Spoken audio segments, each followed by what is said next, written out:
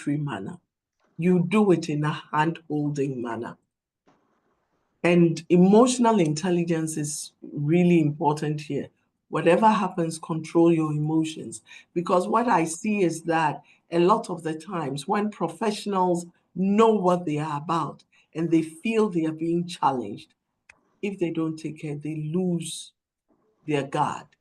And then the thing becomes something like a personal attack on the other person.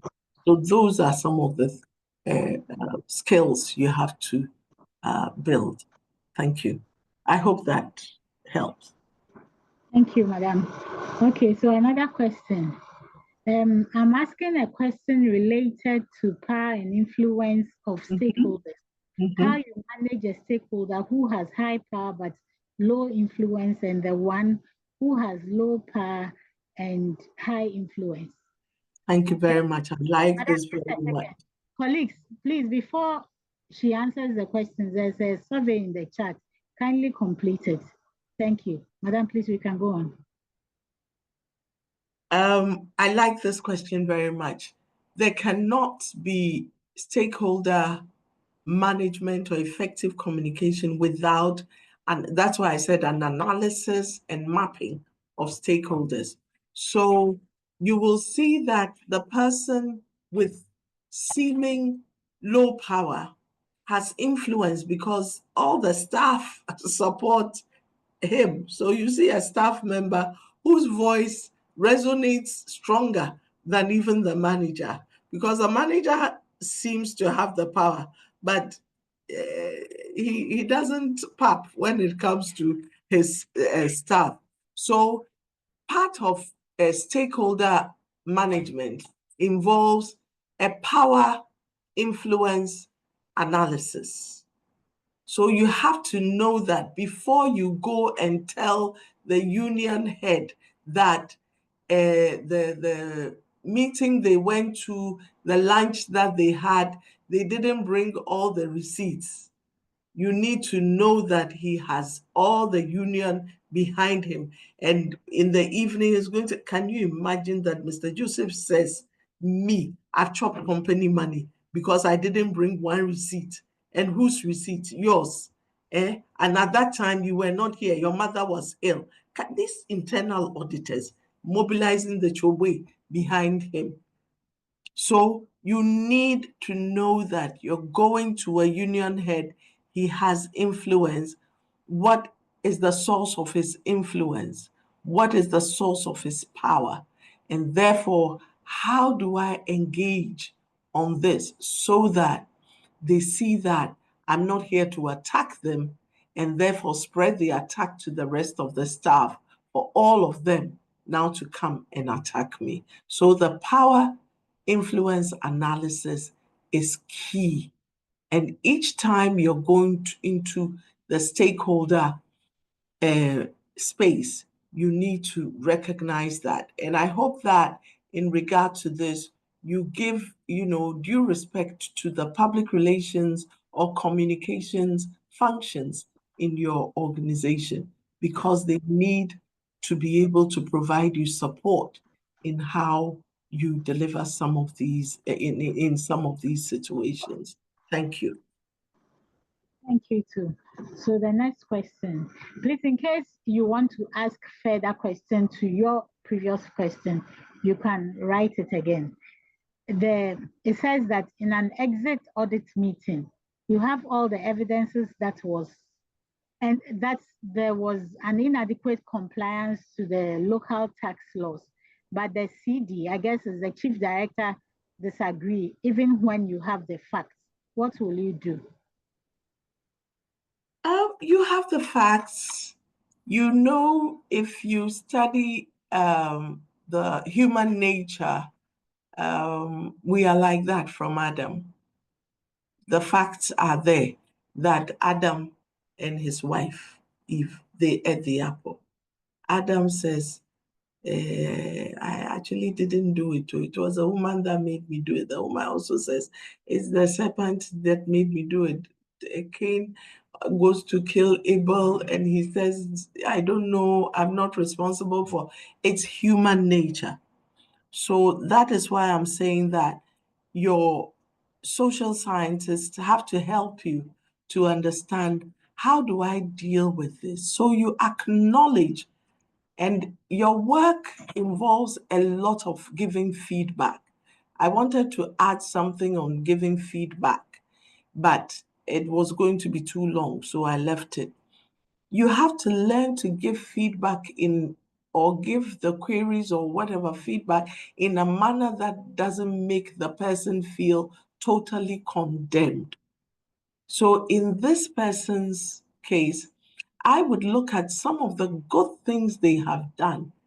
Mr. Johnson, this organization could not have been where it is without you. I myself owe my presence in this organization to you. You hired me, you gave me guidance. Today, I am where I am. And we cannot thank you enough.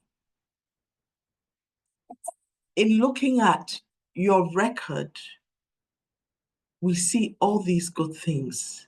However, when we look at policy A, policy B, policy 3, policy whatever, against these areas of your delivery, we see that they have unfortunately gone against organizational governance requirements and have managed to mar your performance in this organization.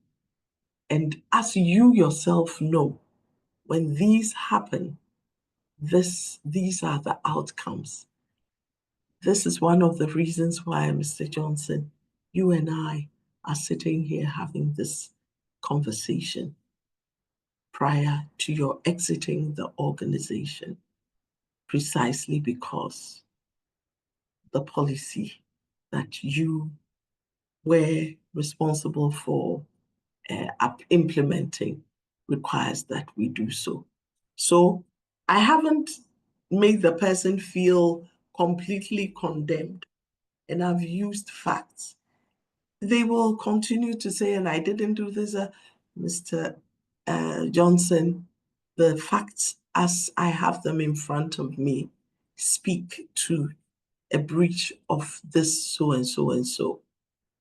You know, we're a fair organization. We respect every human being here. If you have further information that could be considered by the disciplinary committee, we will be happy to receive them. Thank you very much. Is there any other question I missed? Please, if I did, kindly assist me. If you put up a question and I didn't see, kindly raise your hand and then bring it up. I can't see any other question. Bride Adenusa's hand is up, please. Hey, I didn't hear. Somebody's hand is up. Please, Bright Bright. All right. Okay. Thank you, ma'am, for the wonderful delivery. Please, I would like to find out, in a situation where the auditee agrees with your finding, okay, but reporting it will make him look some way in the eyes of his bosses, okay, and since you are saying that, okay, they should see us as our allies, he wished that, okay, kindly remove this finding. I won't do it again. I agree with what you are saying. In those situations, I mean, and these are real stuff we face as auditors, right? He understands you. Yes, it's correct. He has now maybe he didn't even know previously. But if you report it, you are likely to put him in trouble. You understand? And he says he won't do it again. What do you do? Thank you. You do the right thing.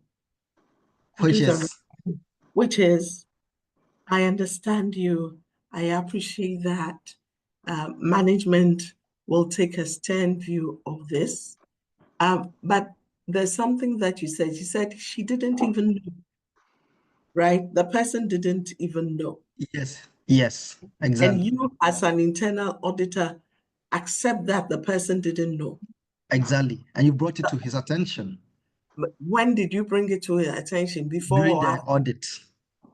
It is during the audit that the person became aware of the fact that they should have retired the impress. Yeah, something like that.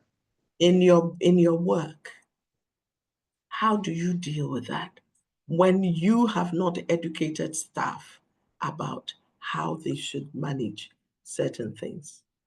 So that is why I'm saying that sometimes it is not because the person deliberately wanted to, they didn't even know. Are we bringing value to the organization when there is ignorance about things that people should know and work with?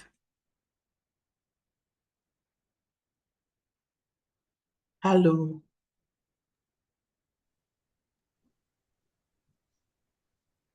Hello. Yeah, we are Please, here. can you hear me? Right. Yeah. This is a question for you and for all Yeah, other. yeah. So usually what in our work, what we do is that we can organize sessions, some training sessions. So maybe in the quarter, the things you discovered, Hmm, can organize management meetings and educate them hmm, on these things and the implications. Usually, hmm, if they understand what it means, hmm. they usually buy into whatever you are saying. Thank you. Okay, and the risks associated with whatever you're Hmm, doing, hmm. whatever they did. Yeah. So, but the thing is that usually when you discover it during the audit, you educate them during the audit and probably afterwards. But you can't say that because they did not know, you won't report.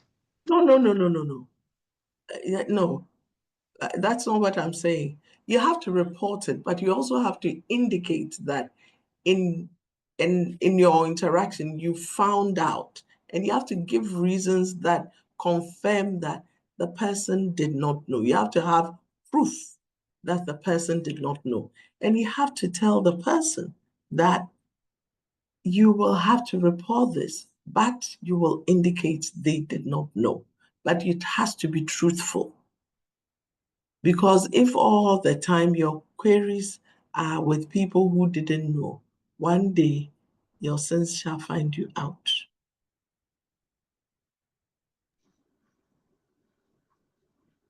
Okay. Thank you. Okay, Kofi Warren. Just a Just minute. want to make Just a a minute, please. contribution to that. Okay, Okay, go ahead. Go ahead. so you see the statement the previous contributor made, it was, if I got it right, the person that in this scenario seemed to have breached the expected regulation or guidance. The challenge is with the boss getting to know.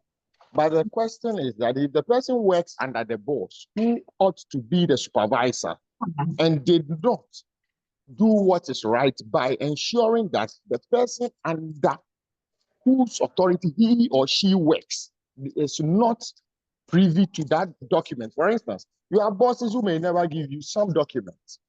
It is an opportunity for the internal auditor to address the issue both ways.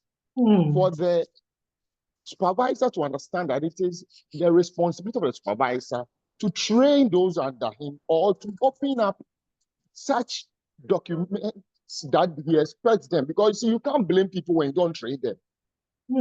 And you cannot assess them on what they don't know or the parameters which is not the. So I think as a general judge, we also must be very open in our discussion, because if you tend to took that line, oh, I just want to side with them so that it will not be known, or I also want to please just the bosses, then it means that you have lost your value in the first place as an internal auditor, and your contribution to that organization is more detrimental. Be fair, be firm, but at the end of the day, be a partner who is actually adding value. And in so doing, I believe both parties will appreciate the work you are doing. Thank you. Thank you.